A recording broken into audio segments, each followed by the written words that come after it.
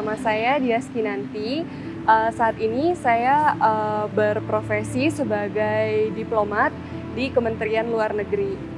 Tugas utama sebagai seorang diplomat itu adalah representing atau untuk merepresentasikan negara kita. Tapi di samping itu juga ada tugas-tugas utama lainnya, yaitu negotiating untuk mempertahankan kepentingan negara kita, kemudian reporting, managing, dan protecting. Kalau diplomat di perwakilan itu dibagi berdasarkan fungsinya.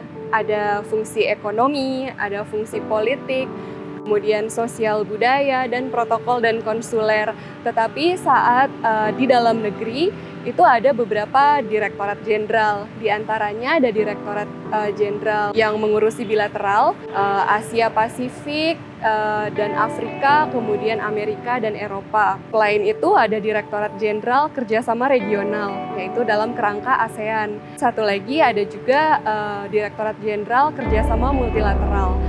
Dan saat ini saya bekerja di Direktorat Jenderal Kerjasama Multilateral, khususnya di bidang sosial budaya. Jadi di sini saya mengurusi hubungan dengan beberapa organisasi internasional yang bergerak di bidang sosial budaya. Di antaranya di bidang kesehatan ada World Health Organization atau WHO, kemudian ketenagakerjaan ada International Labour Organization atau ILO, dan ada juga UNESCO yang menangani isu pendidikan dan kebudayaan.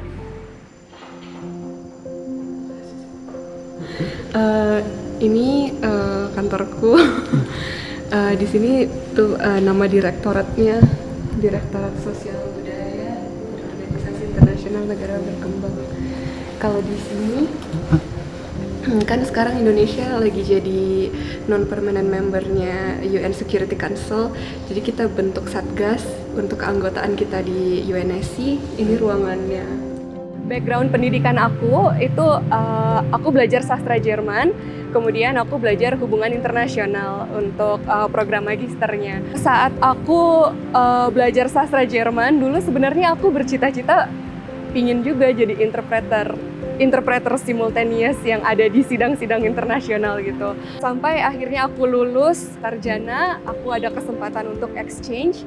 Saat itu aku ikut acara kebudayaan yang diadakan oleh KBRI kita di Moskow, dan aku langsung tertarik di situ untuk jadi bagian untuk merepresentasikan negara kita di luar negeri.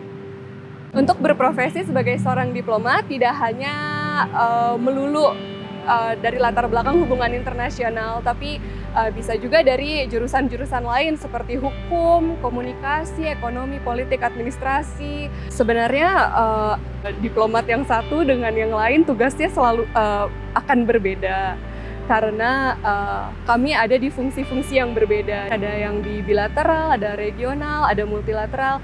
Tadi ada yang luput juga dari aku, itu ada perlindungan warga negara Indonesia dan Badan Hukum Indonesia.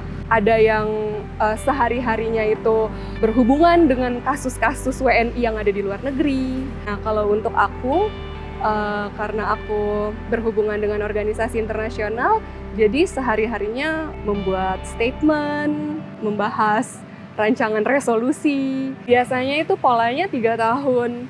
Jadi 3 tahun di dalam negeri, lalu 3 tahun di perwakilan, lalu balik lagi 3 tahun, begitu polanya. Misalnya 3 tahun ini di dalam negeri aku di Direktorat Sosial Budaya, lalu aku diposting. Saat aku balik, aku belum tentu ditaruh di sosial budaya lagi. Bisa di unit manapun. Jadi sebenarnya di sini memang benar-benar harus siap mau ditempatin di mana aja. Menurutku skill yang harus dimiliki sebagai seorang diplomat itu adalah skill komunikasi, karena kita harus selalu berkoordinasi di internal kita dan juga harus selalu berkomunikasi dengan pihak luar. Sebenarnya resiko terbesar menjadi seorang diplomat menurutku itu dampaknya bukan terhadap diri sendiri, tetapi terhadap citra satu negara itu, karena kita di sini merepresentasikan negara kita. Menurutku, walaupun kita tahu resiko yang kita hadapi itu besar, justru itu jangan jadi penghambat kita untuk melangkah maju. Justru itu dijadikan sebagai suatu motivasi kita untuk memberikan yang terbaik. Pesan dari aku untuk generasi muda Indonesia, jangan takut untuk mencoba, jangan takut untuk gagal, karena kita tidak akan pernah tahu yang benar kalau kita tidak pernah gagal.